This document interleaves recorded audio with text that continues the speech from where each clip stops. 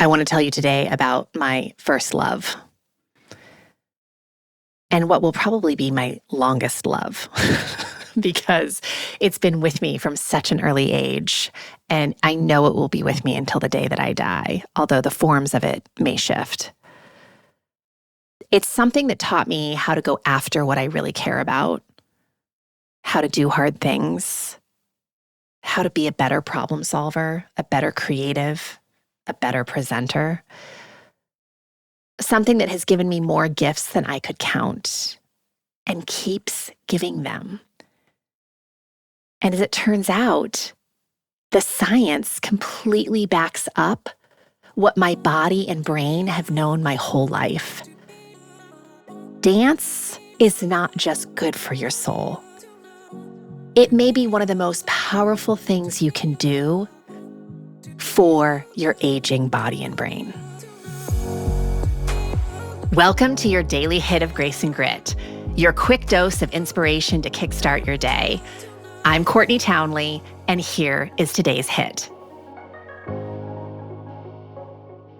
So I won't get too heavily into this about my history with dance because I feel like I've peppered the podcast for the last 10 years with stories about it. But in case you're new to the show or you don't know that part of my history, dance has always been my thing. Like the thing that felt so incredibly natural, the thing that I could lose myself in, lose track of time, always re-energizes me. And I did dance at a very intense level from a very young age. I studied with amazing companies like Alvin Ailey, Merce Cunningham, Paul Taylor. If you know, you know. I spent a lot of time in New York. I spent a lot of time all over the place, absorbing as much dance as I could in my youth and in my early adulthood. I went to college on a dance scholarship. I was in a dance company while I was in college. And even as I matured into my 30s, dance was always a very loyal companion. It shapeshifted. So I became very involved in Latin dance in my 30s and still very much am to this day. But I'm telling you all of this not to be nostalgic, but because I think it matters for you to know that dance isn't just an activity for me. It's been a teacher, a community, a practice in the truest sense of the word. And the older I get, the more I understand just how much it has shaped who I am and how much it is continuing to shape who I'm becoming. Okay, let's talk about the science for a second, because I think this is where things get really exciting. There was a landmark 21-year study of older adults, 75 and older, published in the New England Journal of Medicine that looked at the relationship between various recreational activities and the risk of dementia. The researchers tracked everything: reading, cycling, swimming, golf, crossword puzzles, and dancing, among a lot of other things. The results were striking. Reading was associated with a 35% reduced risk of dementia. Crossword puzzles, at least 4 days a week, a 47% risk. Swimming and golf, essentially zero. And frequent dancing, a 76% reduced risk of dementia.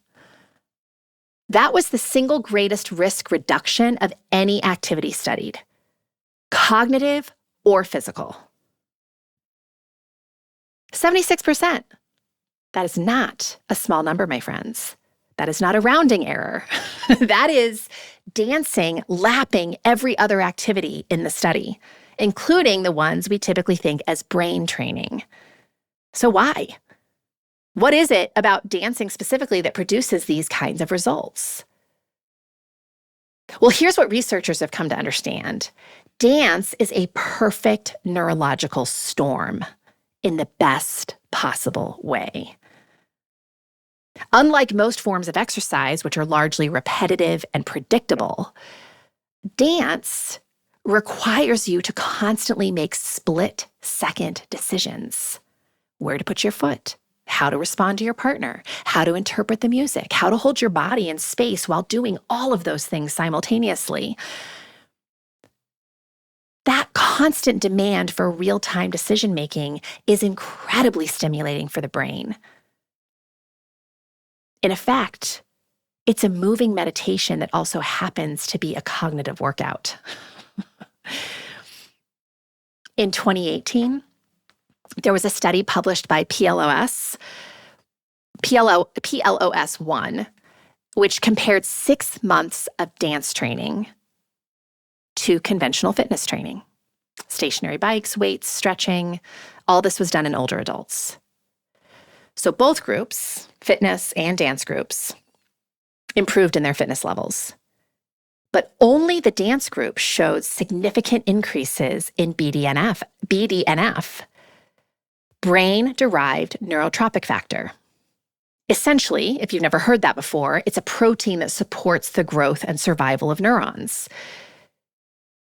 And measurable increases in brain volume in key areas that they measured on MRI scans. The dance group also showed reduced loss of volume in the hippocampus, the part of the brain responsible for memory and learning. Okay, so that was a lot, right? Take a second to let that sink in. It's not just slowing decline, dance. It's actually promoting growth in brain volume. One more study I want to share with you because, again, this gets me so freaking excited. A 2023 review in BMC Geriatrics examined 10 studies involving nearly 1,000 participants aged 55 and older. And it found that dance therapy was associated with improvements in global cognitive function, memory, executive function, attention, language, and mental health. You guys, this is not fringe science. This is a growing body of rigorous research consistently pointing in the same direction. Dancing is one of the most powerful tools we have for protecting the aging body and brain. Right? So we focused pretty heavily there on the cognitive, the brain. And I don't want to gloss over everything else dance brings, because it is genuinely a full body, full person practice. Physically, dance builds the things that matter most for healthy aging. It helps us with balance, coordination, spatial awareness, cardiovascular fitness, strength, flexibility. I could go on. Falls are one of the leading causes of serious injury and loss of independence in older adults. And balance training through dance is one of the most effective preventative tools we have. Research has consistently shown that dance interventions significantly improve balance and reduce fall risk in aging adults. And then we have the emotional layer. Emotionally, dance is a powerful mood regulator. It increases serotonin and dopamine. It reduces your stress hormone cortisol. It is literally one of the most direct routes I know to embodied joy, the kind of happiness that lives in the body, not just in the mind. I always joke when I get invited to a party, and often I'm the only one on the dance floor. And I will often say, I know that everybody wants to be here. I know that everybody wants to be out on the dance floor, but not everybody can get past the thinking part of their brain to give themselves that permission.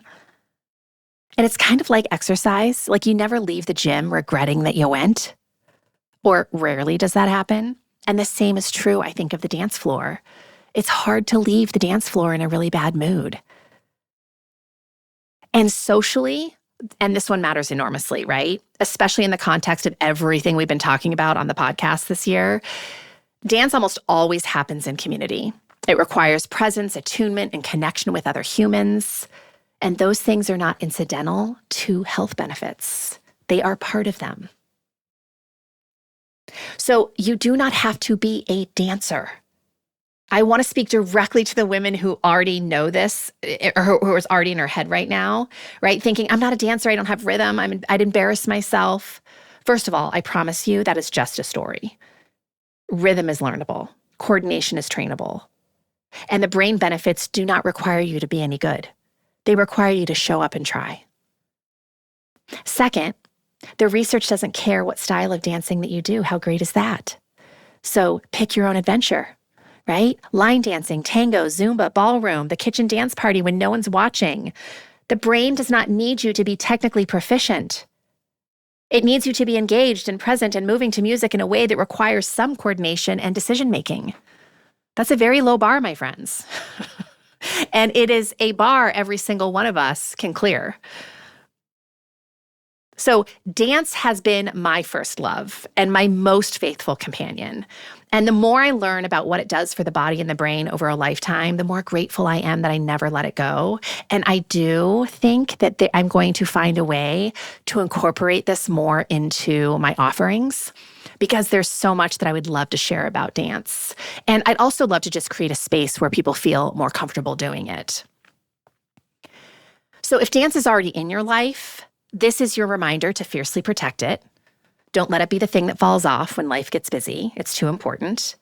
And if it's been a while, or if it's never really been your thing, but you're kind of curious after listening to this show, I want to invite you just to try.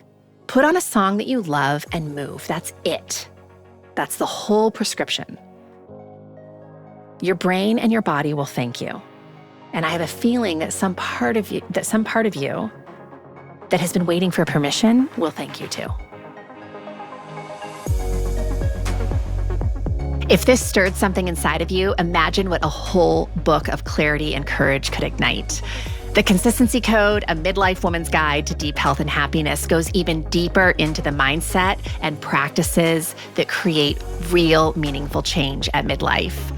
Grab your copy today over at theconsistencycode.com and keep the momentum alive.